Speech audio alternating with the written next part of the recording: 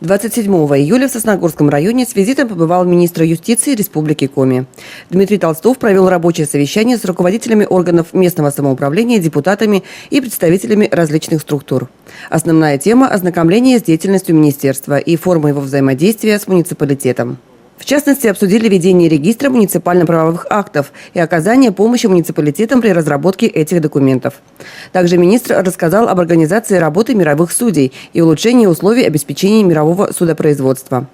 Еще одно направление деятельности Министерства юстиции – предоставление государственных услуг по регистрации актов гражданского состояния. Именно работники ЗАГСов сегодня стоят на переднем рубеже общения с людьми. Когда предоставляя государственные услуги, мы должны быть четко уверены в том, что эти услуги предоставляются качественно. Качественно, они доступны, и вот сегодня это одна из основных задач для органов ЗАГС, для Министерства юстиции.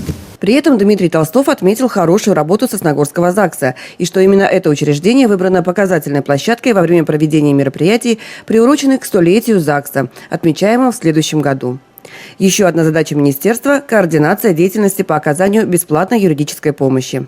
Как рассказал министр, она многоаспектна и опирается на специальную законодательную базу. Однако для успешного ее решения необходимо участие не только органов власти и местного самоуправления, но и адвокатов. К сожалению, не так активно они включаются в эту работу.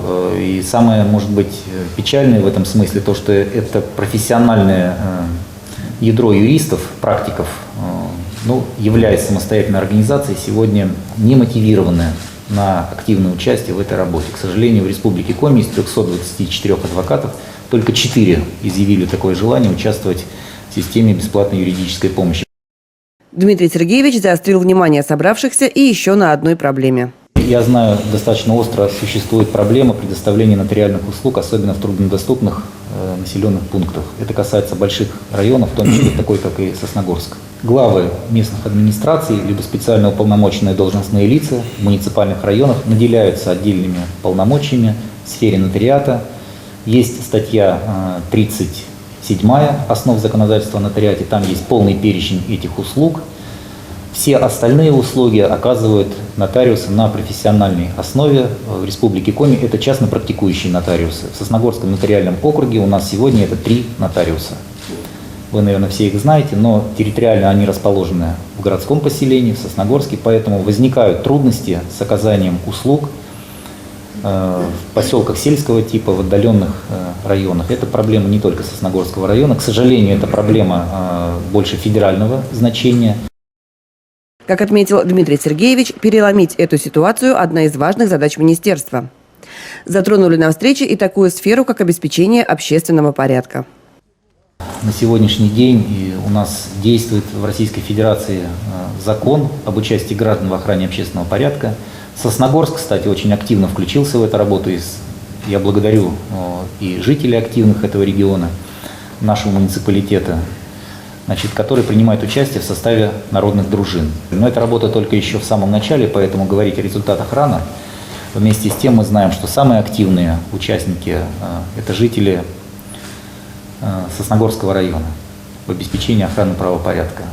У вас достаточно сильно развитое и казачье движение, мы тоже это знаем, поэтому благодарим вас за эту активность. Затем в рамках визита на базе общественной приемной руководителя региона состоялся личный прием. За час к Дмитрию Толстову как по телефону, так и лично обратилось 8 человек. Часть вопросов напрямую касались деятельности юстиции, судопроизводства, оказания юридической помощи. Все они были взяты под личный контроль. Некоторые непрофильные вопросы чиновник обещал передать по назначению.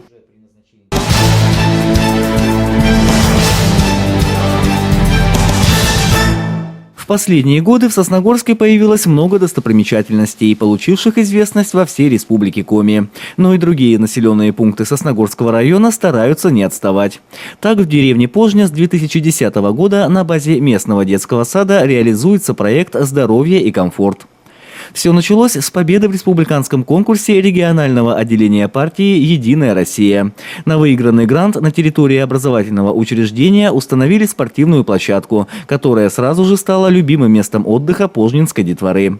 На этом коллектив детского сада не остановился. В 2012 году он стал серебряным призером муниципального конкурса «Лучший детский сад». В результате в деревне появилась морская набережная с беседками, скамейками и даже небольшим фонтаном. А также заложен этнокультурный парк, получивший название «Сказка». В создании этих объектов приняли участие не только воспитатели, но и многие жители деревни Пожня. Люди занимаются этим парком, я имею в виду работники детсадика.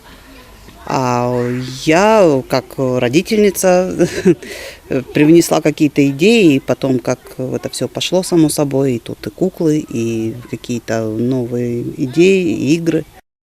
Теперь этнокультурный парк стал настоящей визитной карточкой деревни Пожня. Здесь поселились герои Коми народных сказок и лесные животные. Работники детского сада рассказывают своим воспитанникам и гостям о северном фольклоре, а также природе нашего региона.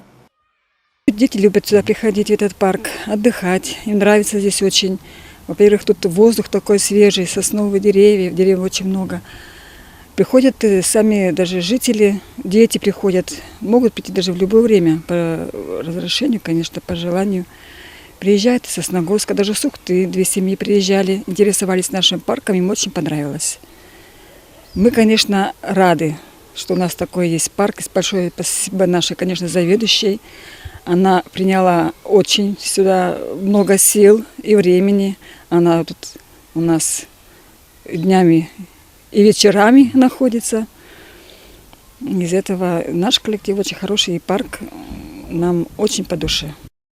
Гостями Пожнинского детского сада с удовольствием становятся как дети, так и взрослые. Приходят не только местные жители, но и горожане. Ухтинцев и сосногорцев здесь всегда принимают как своих. В этот детский сад ходили мои дети. Сейчас я вожу сюда на прогулку своих внуков, которые приезжают ко мне в гости. И детский сад производит очень приятное впечатление на всех, потому что тут с радостью. У меня только приезжают, например, дети, говорят, пойдем в детский сад, в парк. Наталья Германовна, заведующая детским садом, она очень творческий человек, и она заражает своим энтузиазмом буквально всех, кто ее окружает. И все стараются как-то улучшить. Все приезжают, все приходят, и всем нравится это детский садик, и площадка детская вокруг садика, и стараются, и цветы сажали в этом году очень много, очень красочно, очень это хорошо. Уже ничего не скажешь, и из деревни приходят, это бабушки и дети, этот как его, ну вот хотя у меня правнук живет в аэропорту, а приезжает, всегда сюда же приходит. Бабушка, пошли в садик, пошли, там с детками играются, вот на площадке, на качельках. В этом году в Пожне стартовал проект «Клуб выходного дня». Коллективом детского сада разработана обширная программа для гостей, решивших посетить этнокультурный парк целыми коллективами. В нашей программу вы можете посмотреть на сайте детского сада, предлагаются разные мероприятия. Познавательные, то есть знакомство с коми-языком, знакомство с коми-подвижными играми. Спортивную площадку мы используем для проведения, ну так скажем, малой олимпиады. Спортивную зону, которая у нас перед детским садом, на будущее мы будем использовать как автогородок. Проект «Здоровье и комфорт» еще далек от завершения. В его рамках на территории детского сада деревни Пожня скоро появится зооуголок и выставка «Личные жители Республики Коми», а также существенно расширится автогородок.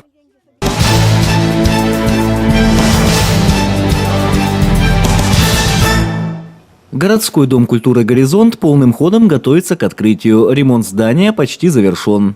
В настоящее время степень готовности на большинстве участков работы составляет 100%, в том числе в фойе и зрительном зале. Стоит отметить, что при этом заботливо сохранена историческая стилистика внутреннего убранства Дома культуры. Многое было восстановлено практически с нуля, например, колонны в зрительном зале. Люстра весом почти в полтонны, украшавшая фойе Дома культуры, отреставрирована и тоже вернулась на свое историческое место. Начался заключительный этап. В зрительном зале уже устанавливают кресла. Скоро преобразится и сценическое пространство. Торжественное открытие горизонта намечено на вторую половину августа. Это событие станет прекрасным подарком всем сосногорцам к 95-летию Республики Коми. Кстати, в декабре этого года Дом культуры тоже отметит юбилей – 65 лет со дня открытия.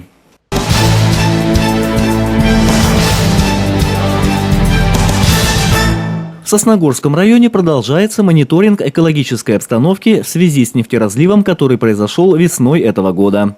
Представители администрации Сосногорского района и городского поселения совместно с общественниками посетили так называемые нижние деревни, где провели встречи с местными жителями, посвященные как нефтеразливу, так и общим вопросам жизнедеятельности. Напомним, 8 апреля на ручье Ярига были обнаружены нефтяные пятна. Вскоре в соседнем Ухтинском районе был объявлен режим чрезвычайной ситуации. Географические границы муниципалитета не стали преградой для нефтеразлива. Поскольку река Ухта впадает в Ижму, нефтепродукты по этому водному пути попали и на территорию Сосногорского района. Сразу же поступали сигналы, звонки от жителей Порожска, Винлы, Акима о том, что к реке невозможно подойти, потому что пахнет запах солярки, керосина и все такое. И 3 дня лед, черный лед плыл, и река. Ну, в общем, страшная картина, и поэтому люди не безразличны, которые живут возле реки. И будем говорить, что жизнь, среда обитания у них возле реки, поэтому они, конечно, звонили, обращались, что такое, что случилось.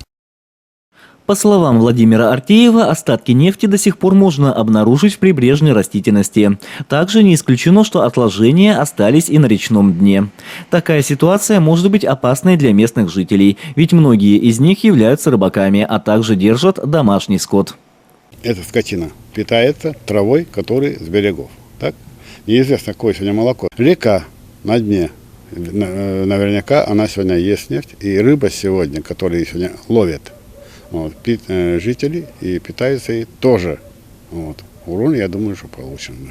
Также на встречах обсуждались и другие насущные для жителей Винлы, Порожска и Акима вопросы. В первую очередь это обеспечение данных населенных пунктов услугами телефонной связи и доступом в интернет.